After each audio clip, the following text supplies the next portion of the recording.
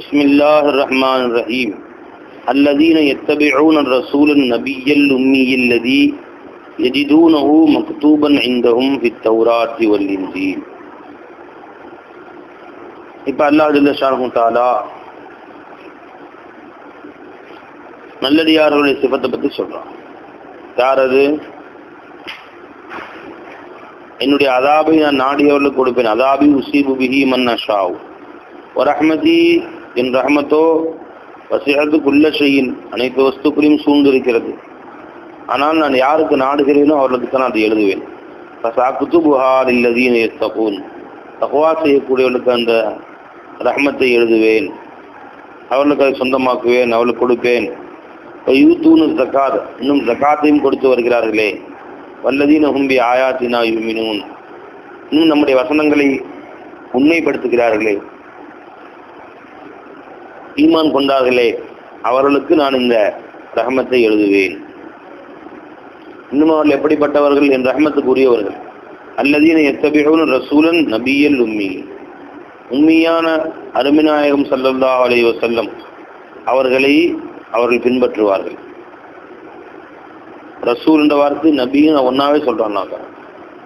ரசூல்னு சொன்னா கட்டாயம் நபியா தான் இருப்பாங்க. நபியா இருக்கக்கூடியவர்கள் ரசூலாக இருக்க வேண்டிய அவசியம் இல்லை. பொதுவாக ரசூல்னா தூதர்னு அர்த்தம். அந்த அர்த்தம் வச்சீங்கன்னு சொன்னா எல்லா அன்பியாகவே ரசூல்னு சொல்லலாம். நபின்னு சொன்னா செய்தி அறிவிப்பாளர்னு அர்த்தம். அந்த அர்த்தம் வச்சா எல்லா ரசூல்மார்களையும் நபின்னு சொல்லலாம். இப்போ நபி என்பதும் ரசூல் என்பதும் எல்லாமே ஒன்றுக்கொன்று ஒரே கருத்தை கொடுக்கக்கூடிய முத்தசாவியான வார்த்தை என்று சிலருடைய கருத்து இல்லை. ஆனால் பெரும்பாலானவர்கள் சொல்றாங்க இது ஹுசூல் முத்தலக், அதாவது நபி என்பது ஆம், ரசூல் என்பது ஹாஸ். படித்த மந்திரிகள் ஹுசூல் முத்தலக்குன்னு ஒன்று ஆமானது, இன்னொன்று ஹாஸாம். அதாவது நபி என்று எல்லா 1,24,000 பேர்களுக்கும் நபின்னு சொல்லலாம். அது ரசூல்மார்கள், முர்சலா நபிமார்கள், ரசூலாக வேதம் கொடுக்கப்பட்டு அனுப்பப்பட்டவர்கள் 313 பேர். இவர்களுக்கு அல்லாஹ் தஆலா வேதங்களையோ சூஃபுகளையோ புதிய ஷரியத்தையோ கொடுத்திருப்பார். புதிய மார்க்கம், புதிய சட்டத்திட்டங்கள் கொடுக்கப்பட்டிருக்கும். இவர்கள் மொத்தம் 313 பேர். அப்ப எல்லா நபிமார்களும் ரசூல்னு சொல்ல முடியாது. ஆனா ரசூல்மார்கள் எல்லா நபிமார்கள் உள்ளவங்க தான். நபியுடைய அந்தஸ்துக்கு மேல கொடுக்கப்படக்கூடிய ரசூல் என்ற அந்தஸ்து. அதுக்கு மேல அல்லாஹ் தஆலா 4 வேதங்களை 4 பேர் கொடுத்திருந்தான். அப்போ இங்க எத்தபியூன ரசூலன் நபிய்யல் உம்மி என்பதை கொண்ட அர்த்தம் முஹம்மது ரசூலுல்லாஹி ஸல்லல்லாஹு அலைஹி வஸல்லம், உம்மியான ரசூலுல்லாஹி ஸல்லல்லாஹு அலைஹி அவர்களை பின்பற்றக்கூடியவர்கள் என் ரஹ்மத்துக்கு உரியவர்கள்.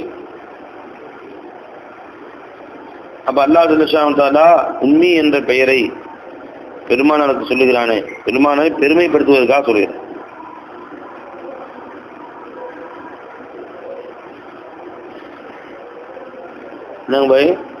நம்ம ரசூலுல்லாஹி அவர்களுக்கு அல்லாஹ் தஆலா கொடுத்த ஒரு பெரும் சிறப்பு அது உம்மியானவர்கள். உம்மின்னு சொன்னா எதுவும் புதுசா எழுத, எப்படி பிறந்தாங்களோ அப்படிதான், எதுவும் புதுசா எழுதவோ படிக்கவே இல்லை. இது பெருமானார் கொடுக்கப்பட்ட பெரும் சிறப்புல ஒரு சிறப்பு. என்ன, எதுவும் எழுத படிக்க தெரியாத ஒருத்தர் இவ்வளவு அற்புதமான ஒரு இலக்கியத்தை கொண்டு வருகிற பொழுது அப்ப நிச்சயமா இது அல்லாஹ்வின் புறத்திலிருந்து வர என்பதற்கு அது தெரியல, அது ஆதாரமா இருக்கு. எதையும் எழுதவும் தெரியாது, எதையும் ஒரு வார்த்தை கூட படிக்கவும் தெரியாது. அல்லாஹ் நினைச்சா ஒரு வினை கொடுத்துருக்க முடியாது. ரசூலுல்லாஹி அவங்களுக்கு இவ்வளவு இல்மு கொடுக்க அல்லாஹ் ஒரே வினாடியில இல்மு கொடுத்துருக்கலாம். கொஞ்சவை படிக்கும் ஆற்றலை, எழுதும் ஆற்றலை கொடுத்திருக்கலாம். கொடுக்காமல் வைத்திருந்தது அல்லாஹ் செஞ்ச அருள்களில் பேரருளில் ஒரு அருள். எதுவுமே தெரியாதவரிடமிருந்து இவ்வளவு ஞானங்களா என்று அவர்கள்லாம் திகைத்து போய் அதுவே ஒரு ஆதாரமா போயிருச்சு. அல்லாஹ்விடமிருந்து வந்தது குர்ஆன் அப்படிங்கிறது, அதுவே ஒரு தலீலாக ஆயிடுச்சு.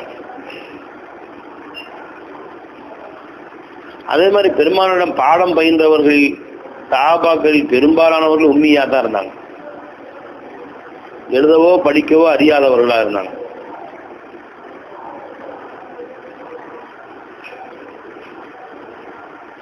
அதுவும் அவர்களிடத்தில் ஒரு பெரும் ஆச்சரியம். ஏன்னா அவர்கள் இந்த சமுதாயத்தில் எத்தனை ஆயிரக்கணக்கான ஹதீசுகளை மக்களுக்கு மத்தியிலே பரப்பினார்கள், மக்களுக்கு கொடுத்தார்கள். அறிவில் தேர்ச்சி பெற்றவர்களாக இருந்தார்கள். நுணுக்கமான அறிவு, ஆழ்ந்த போர் தொழில்நுட்பங்கள். அந்த காலத்தில் மிக பிரபலமாக பேசப்பட்டுக் கொண்டிருந்த பெரிய பெரிய போர் வீரர்கள்லாம் ஜெயிச்சிட்டாங்க. அவங்க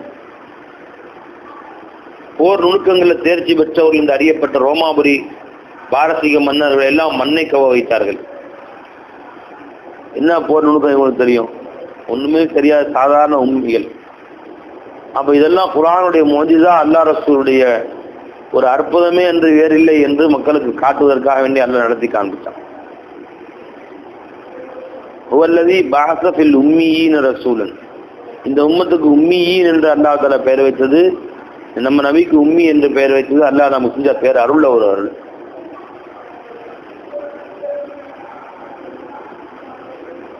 என்ன பொதுவாக சாதா மனுஷன் எழுத படிக்க தெரியாதவன கேவலமான ஒரு செயல். அது மட்டமாக பேசுறதுக்கான்னு சொல்லுவோம். சரியான உண்மையா இருப்பான் பத்தி எழுத படிக்க தெரியாதவன். ஆனால் இந்த பெருமானாருக்கும் சஹாபாக்களுக்கும் உண்மையாக இருந்தது பெருமை தரக்கூடியது. என்ன உதாரணமா சொல்றோம், ஒருத்தன் தெரிஞ்சுட்டு இருக்கிறான், எழுத படிக்கலைங்க. அவன் அண்ணன் படிச்சாங்க, படித்து எல்லாம் பெரிய பெரிய வேலையில் இருக்கிறாங்க. இன்னைக்கு 50,000 சம்பாதிக்கிறான் ஒருத்தன் துபாயில், ஒருத்தன் அமெரிக்காவில் 1 லட்சம் சம்பாதிக்கிறான் மாதம். இன்னொருத்தன் ஜப்பானுக்கு போயிட்டான், ஒரு கம்பெனி நடத்துகிறான். அவன் எல்லாம் அத்தா படிக்கிறது. இவன் படிக்க சரியாக ஏறலைங்க மண்டையில். அத்தா விட்டார். அவங்க அத்தா சொல்லி பார்த்தாரு, கேட்கல. இப்போ என்ன செய்கிறான், தெரு பொறுக்கிட்டு இருக்கிறான். யாரும் வேலைக்கு கூட்ட போகிறான், கொத்தனா வேலைக்கு போகிறான். ஒரு நாளைக்கு 200-300 சம்பாதிக்கிறான். அவ்வளோதான், ஏன் தான் பண்ணுறான் அப்படின்னு சொல்லுவாங்க. எழுத படிக்க தெரியாது ஒரு கேவலமாக. இதே நேரத்தில் உதாரணமாக சொல்கிறோம், உலகத்தையே கட்டி ஆண்ட நெப்போலியன் போனபர்ட், அவர் பாருங்க எழுத படிக்கிறது. அவர் எழுத படிக்க தெரிஞ்சவருக்கு நெப்போலியன். கருத்தில் பூர்வமாக நான் உதாரணம் சொல்கிறேன் உங்களுக்கு. அவர் எழுத படிக்கவே தெரியாத மனுஷன் அப்படின்னா அது பெருமை. அது ஆனால் அவனை கற்றுக்கல. ஆனால் உலகத்தையே ஆட்சி செய்ய அடக்கி ஆள கற்றுக்கு வந்தார். காமராஜர் எழுத படிக்க தெரியாதவரான். தமிழ்நாட்டை ஆட்சி செஞ்சார் காமராஜர். ஆனால் அவனை தெரியாதவர். அந்த மாதிரி எத்தனையோ பேர் இருந்திருக்காங்க. உலகையே ஒரு கொடையில் ஆட்சி செய்த பெரிய பெரிய அறிஞர்கள், பெரிய பெரிய அரசர்கள்லாம். ஆனால் அவனை தெரியாமல் இருந்திருக்காங்க. ஏபிசி தெரியாது, ஒரு எழுத்துக்குள் எழுத தெரியாது. அந்த பாய் இப்போ இந்திய நாட்டு பிரதமர் மன்மோகன் சிங் இருக்கிறார் பாருங்க. அவர் அந்த மனுஷன் கை நாட்டு பேர் வழிதான். ஆனால் இந்தியாவை எவ்வளோ அற்புதமாக கொண்டு போறார் அப்படின்னு சொன்னால் எப்படி பெருமை. அது பெருமையா கேவலமா? அது அவருக்கு ஒரு பெருமையும். இப்போ நம்ம மன்மோகன் சிங் டாக்டர் மன்மோகன் சிங் இருக்கார். அவர் பொருளியல் நிபுணர் பை அமெரிக்காவில் கேம்பிரிட்ஜ் பட்டம் வாங்கினவர். நீங்கள் உதாரணத்துக்கான சொல்கிறேன். அந்த மாதிரி பெரிய பெரிய அரசர்கள் இருந்தாங்க. தைமூர் லங்கு, செங்கிஸ்கான், இவரெல்லாம் ஒன்றுமே தெரியாதவர்களாக இருந்து உலகை கட்டி ஆண்டவர்கள். செல்லுமிடமெல்லாம் வெற்றி பெற்றவர்கள், செல்லுமிடமெல்லாம் ஜெயித்தவர்கள். ஹைதர் அலி மாபெரும் அரசராக இருந்தார், மாபெரும் வெற்றி வீரராக இருந்தார். அவருக்கு எழுத படிக்கிறது. அவங்க மாதிரி திப்பு சுல்தான் எழுத படிக்கவும் தெரியும், பேர் அரசராக இருந்திருக்கார். மகானார் அந்த பையன் இப்போ ஒரு மாபெரும் காரியத்தை எழுத படித்தவர்கள் செய்ய முடியாத ஒரு காரியத்தை எழுத படிக்காத ஒருவர் செய்யும் பொழுது அவரிடத்தில் அற்புத சக்தி என்று விளங்க வருகிறது. அல்லாஹ் கொடுத்த மாபெரும் ஆற்றல் என்று விளங்க வருகிறது. முஹம்மது ரசூல் ஸல்லல்லாஹு அலைஹி வஸல்லம் அவர்கள் அவங்க எழுத படிக்க தெரிஞ்சு ஏற்கனவே ஒரு 10 கவிதை புஸ்தகம் போட்டிருந்தாங்க, 10 கவிதை எழுதியிருந்தாங்க அப்படின்னு சொன்னா குர்ஆனையும் அவர் எழுதிய பல கவிதை நூல்கள் இது ஒரு கவிதை நூல்னு சொல்லிட்டு போயிருப்பான். அந்த காலத்தில் கவிஞர்களுக்கு ரொம்ப பெரிய மதிப்பு இருந்துச்சு. இம்ருல் கைஸ், ஜுஹைர் இப்னு அபி சல்மா, காபி இப்னு ஜுஹைர், இப்படி பெரிய பெரிய பெரிய பிரபலமான கவிஞர்கள்லாம் வாழ்ந்த காலம் அது. கவிதைகளுக்கு தான் மக்கள்கிட்ட மதிப்பு. கவிஞர்களை அப்படியே அரசர்கள் மாதிரி கொண்டாடுவாங்க. அரசர்கள்லாம் கவிஞர்களை மதிப்பாங்க. அரசர்களை புகழ்ந்து பாட்டு படித்தா உடனே அவங்க இந்த கிராமம் உனக்கு அந்த கிராமம் உனக்குன்னு சொல்லிடுவாங்க. அந்த மாதிரி கவிதைகளுக்கு எல்லாம் மதிப்பு மிக்க காலம். பல ஆயிரம் பேர் கவிதை எழுதிட்டு வருவாங்க. அதெல்லாம் ஒரு குழு அப்படியே உட்கார்ந்து ஆராய்ச்சி பண்ணி உள்ள கவிதைகள் நல்ல கவிதையாக ஒரு 7 கவிதைகளை பொறுக்கி காபத்துல்லா வாசலை தொங்க விட்டுருவாங்க. இங்கே சபுல் முஅல்லகாத்துன்னு சொல்லுவாங்க, தொங்க விடப்பட்ட 7 கவிதைகள். அந்த 7 கவிதைகளும் ஒரு வருஷம் தொங்கிட்டு இருக்கும். அப்போ அடுத்த வருஷம் மறுபடியும் போட்டி நடக்கும். இவ்வாறான சம்பவம். முதல்ல காத்துடைய கவிஞர்கள் என்று பேர். பல கவிஞர்கள் அந்த மாதிரி இருந்தாங்க. இங்க அரபு மக்கள் எல்லாமே கவிதை பைத்தியம் தான். வீட்டில் இருக்கிற பெரியவங்கள்ல இருந்து பொட்டச்சி கிளவி சின்ன பொருள்ல இருந்து எல்லாரும் கவிதை படிப்பாங்க. கவிதைகளுடைய பைத்தியமா இருந்தாங்க. ஒவ்வொருத்தரும் பல நூற்றுக்கணக்கான கவிதைகளே மனப்பாடம் பண்ணியிருந்தாங்க. கவிதை புத்தகம் கிடையாது, மனப்பாடமா ஆயிரக்கணக்கான கவிதை சொல்லுவாங்க. சின்ன சின்ன பிள்ளைங்களும் ஆயிரக்கணக்கான கவிதைகள். இப்னு அப்பாஸ் ரலியல்லாஹு அன்ஹு அரபுடைய அந்த பழைய கால கவிதைகளை ஆயிரக்கணக்கான லட்சக்கணக்காக மனப்பாடம் பண்ணியிருந்தாங்க. இந்த ஆயத்திலேயாவது சந்தேகம் கேட்டா, இந்த வார்த்தைக்கு என்ன அர்த்தம்னு கேட்டா, ஏன் உங்க கவிதையிலே வருதே, அந்த கவிதையை எடுத்து படிச்சு காட்டுவாங்க.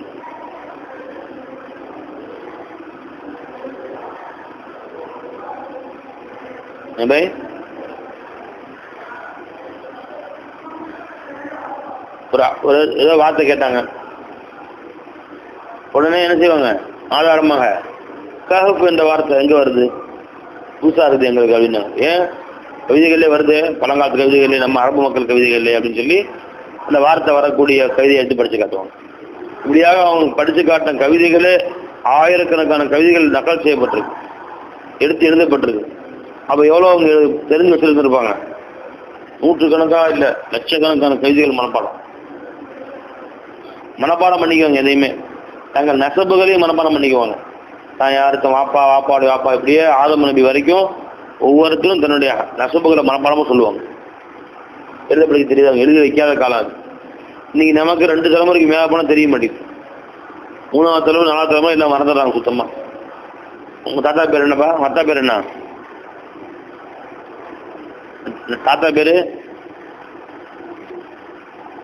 அவங்க அத்தா பேரு, தாத்தாவுன்னு அத்தா பேர் தெரியல. உங்க அத்தா பேரு, அவங்க அத்தா பேரு, அவங்க அத்தா பேரு தெரியல. அத்தாவை தெரிஞ்சிருக்காங்க. தாத்தாவுக்கு மேல தாத்தாவின் அத்தா பேர் தெரியல. உங்க அத்தா, அவங்க அத்தா, அவங்க அத்தா, உங்க அத்தா ஹாஜா முஹியுத்தீன், அவங்க அத்தா, அவங்க அத்தா, அவங்க அத்தா தெரியாது. 3 தலைமுறை தெரிஞ்சிருக்காரு. மாஷா அல்லா. நீ உங்க அத்தா,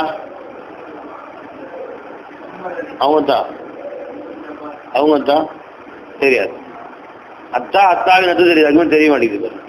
இதில் வேற பெக்கும்போது பேர் விளங்கணும் அப்படின்னு ஆசையோட பெக்குறாங்க. அந்த பேர் அடுத்த தலைமுறையை ஒரு தலைமுறை தாண்டோடனே மறந்துடுறாங்க. இந்த பேர் விளங்கணும்னு தெரிஞ்சியோ, உன் பேரை பையன் கேட்டால் உன் பேர் சொல்ல மாட்டான். அவன் பவனம் கேட்டால் அதுவும் தெரியாது. ஒரு 8 தலைமுறை 9 தலைமுறை போன பின்னாடி நீ நின்றேன்னு வச்சுக்க, நான் தான் அவன் தாத்தாவின் தாத்தாவின் தாத்தா. நம்மளுடைய முன்னோர்களை நம்ம ஞாபகம் வைத்துக் கொள்வது ஒரு நல்ல பழக்கம். ஒரு 10 தலைமுறையாக தெரிஞ்சுக்கணும். ஏன்னா அதன் மூலம் சொந்த பந்தங்கள் நமக்கு யாரு, நம்ம சொந்தம், சின்னத்தா பெரியத்தா பிள்ளைங்க யாரு, உறவை ஆதரிக்கிறது, சிலத்துர் ரஹம் எல்லாமே தெரியும். அவ்வாறு சிலத்துர் ரஹம் தெரியாட்டி அதனால உறவுகளை ஆதரிக்க முடியாமல் போயிடும். அந்த காலத்தில் என்ன எல்லாம் தனித்தனி குடும்பமாக பிரிஞ்சு போயிடுறாங்க. ஒரு அத்தாவுக்கு 8 பிள்ளைங்கன்னா 8 பிள்ளைங்க 8 ஊரில் இருக்கிறாங்க. அப்புறம் அவங்க பிள்ளைங்க ஒருத்தர் தொடர்பே இல்லாமல் போயிடுறாங்க. இவர் பிள்ளை யாருன்னு அவர் பிள்ளைக்கு தெரியல, அவர் பிள்ளை யாருன்னு இவர் பிள்ளைக்கு தெரியல.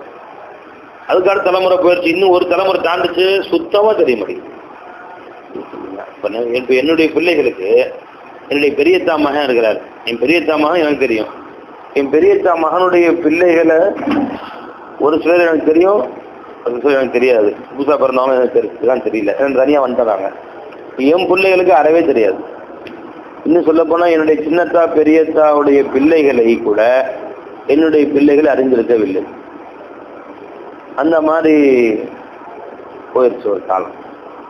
என்னுடைய அண்ணன் மாருங்க, என் பெரியத்தா பிள்ளை என்னுடைய அண்ணன் தானே, என் அண்ணன் மாருங்களே என் பிள்ளைங்களுக்கு தெரியாது. அந்த மாதிரி ஒரு காலம் ஏற்பட்டு போச்சு. மக்கள் தனித்தனியாக தூரம் ஊர்களுக்கு பிரிஞ்சுட்டாங்க. ஏதோ ஒரு விசேஷம்னா கூட எல்லாரும் வர முடியல. குடும்பத்துக்கு ஒருத்தர் மட்டும் வந்துட்டு போயிடுறாங்க. அவங்க உள்ள கல்யாணம் கூப்பிட்டாங்களா, எல்லாரும் போக முடியாது, யாரோ ஒருத்தர் போனால் போதும். அந்த மாதிரி ஆயிடுச்சு. முந்திலாம் அப்படி கிடையாது. ஒரு கல்யாணம் அப்படின்னு சொன்னால் 3 மாதத்துக்கு முன்னாடியே ஊரே திறந்துடும். அந்த குடும்பமே அந்த மாதிரி வீடுகளும் இருந்துச்சு. பெரிய பெரிய பண்ணை வீடுகள்னு சொல்றது எல்லாம் திரண்டு சின்ன பிள்ளைலாம் ஒரு பக்கம் ஆடுவாங்க, பெரியவங்கலாம் ஒரு பக்கம், வயசு பிள்ளைலாம் ஒரு பக்கம், கிழவிங்கலாம் ஒரு பக்கம் பாக்கு அடிச்சுக்கிட்டு இப்படி ஒவ்வொருத்தரும் ஒவ்வொரு கோஷ்டியாக சேர்ந்து அவரவர்கள் அவங்க வேலையை பார்த்துக்கிட்டு கல்யாணத்தை ஜாம் நடத்துறது இப்படிலாம் ஒரு பழக்கம் இருந்துச்சு. இப்போ எல்லாமே இன்ஸ்டண்ட்டாக போயிடுச்சு. Instant mix. ஒரு சால்னா வைக்கணும், பதம் அரைக்கணும், இது அரைக்கணும், அங்கே மிளகா மல்லி எல்லாத்தையும் அரைச்சி அம்மியில் ரொம்ப நேரம் வாங்கி. இப்போ பருப்பு சால்னா மிக்ஸுன்னு விற்கிறான். சுடுதண்ணியை கொதிக்க வச்சு இதை கொட்டி இறக்கவும், அவ்வளோதான். அதில் எல்லாத்தையும் நாங்கள் மிக்ஸ் பண்ணி போட்டோம். ஒரு 25 சாமான் போட்டிருக்கோம். அதில் தனித்தனியாக அரைக்க வேண்டிய அவசியம் இல்லை. சுடுதண்ணியை கொதிக்க வைத்து கொதிக்கும் நிலையில் இதை கொட்டி இறக்கி சோற்றில் ஊற்றி சூடாக சாப்பிடவும் அப்படின்னு மேலே போட்டு சாம்பார் மிக்ஸு, ரசம் மிக்ஸு, மீன் வறுவல் மிக்ஸு தனித்தனியாக கொண்டுட்டான். எனவே அந்த மாதிரி கல்யாணங்களும் மிக்ஸாக போயிடுச்சு. இப்போ இன்ஸ்டன்ட் கல்யாணம். நாளைக்கு தான் கல்யாணம் இப்போ காலேஜுக்கு அப்படின்னு முடிவு பண்ணோம். திடீர்னு ஒரு பொண்ணு வந்துச்சு. சரி காலேஜுக்கு அந்த பொண்ணு பொருத்தமாக இருக்கும் அப்படின்னு இன்னைக்கு சாயந்தரம் பேசி முடித்தோம். எப்போ கல்யாணம்? நாளைக்காக 10 மணிக்கு வச்சுக்கலாங்க அப்படின்னு வச்சா கூட இன்னைக்கு எல்லாமே தயார் பண்ணிடலாம். சாயந்தரம் 6 மணிக்கு முடிவு பண்ணுறோம். பை கல்யாணம் எப்போ? நாளைக்கால 10 மணிக்கு. முந்தி மாதிரி மாதக்கணக்காக ஐடியா பண்ண அவசியம் இல்லை. யார் யாருக்கு சொல்லணுமோ, தம்பி எங்களுக்கு சொந்த பந்தங்க லிஸ்ட்டு இவ்வளோ இருக்குது, முந்திலாம் பத்திரிக்கை அனுப்பாதான் தேவையில்லை. பாருங்கள் 500 பேர் லிஸ்ட்டுக்கு 500 பேருக்கு நேற்றில் ஃபோன் பண்ணிக்கிட்டு 9 பேர் இந்தா பண்ணி ஃபோன் பண்ணிடு. நீ போய் துணிமணி எடுத்துருப்பா பாப்பா. ரெடிமேடாகவே ஹார்டுக்கு 25 சட்டை, 25 பேண்ட்டு, பொண்ணுக்கு ஒரு 15 சேலை, 15 சுடிதார் எல்லாம் வாங்கிட்டு இருந்துச்சு. கிடையா இல்லை பை.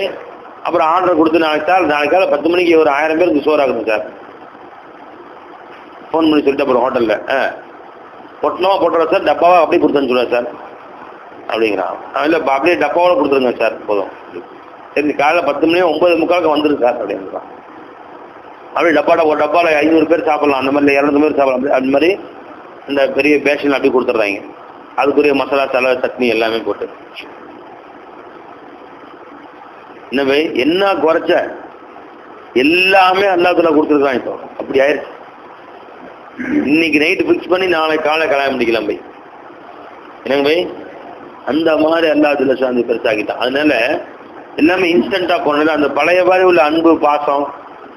அந்த காலத்தில் வீட்டிலேயே ஆடு எடுத்து கறி கூட கடையில் ஆடு கொடுக்க மாட்டாங்க. சொந்த பந்தம் எல்லாம் வந்துட்டாங்க, வேற என்ன வேலை? அதனால வீட்டிலேயே ஆடுலாம் ஒரு வாங்கிட்டு வந்து இவங்களே உட்காந்து உரிச்சு, மாமன் மச்சான் உரிப்பான்.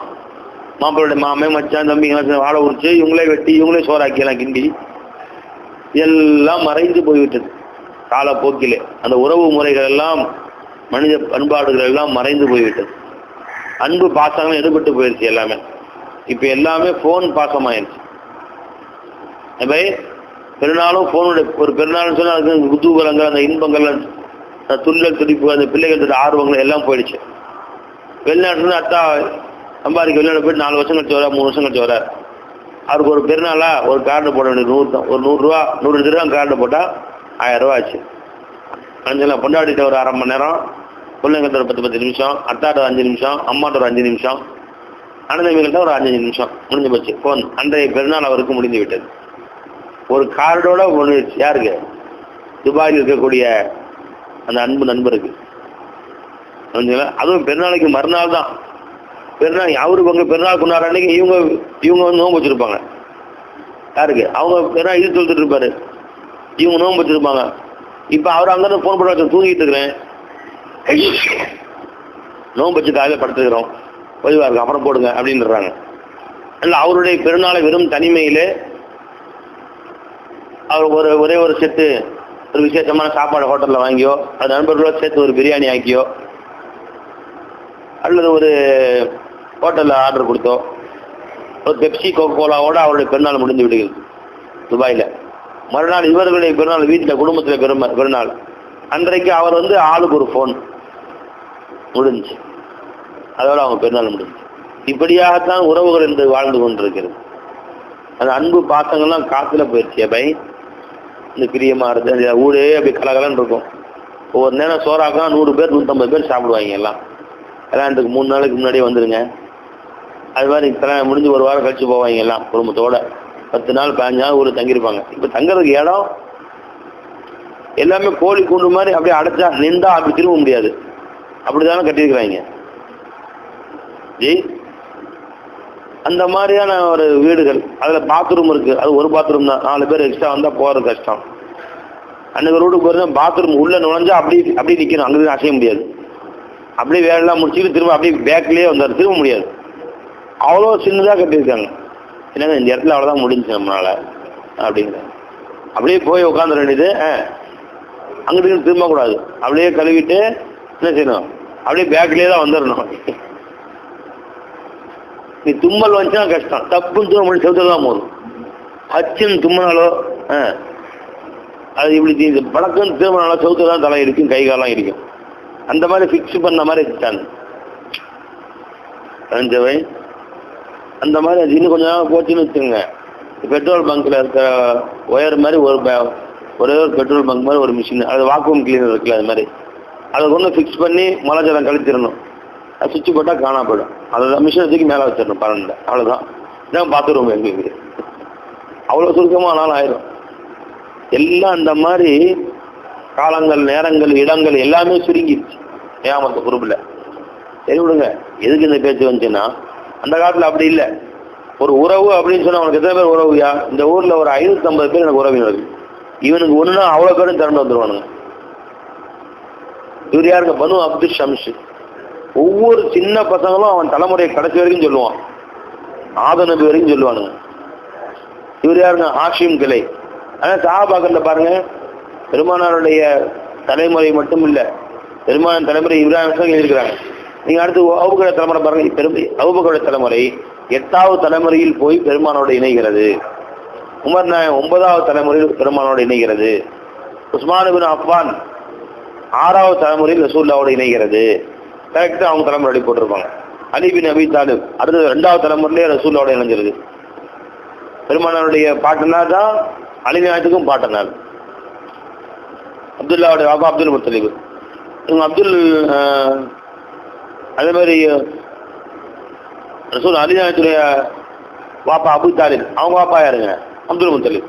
2வது தலைமுறையிலே இறஞ்சிருது அலியுடைய வரலாறு, பெருமானோட இறஞ்சிருது. இவ்வாறாக பார்த்தீங்கன்னா எல்லாரும் எந்த கிளை, எந்த கோத்திரம் எல்லாம் கிளியரா சொல்றாங்க.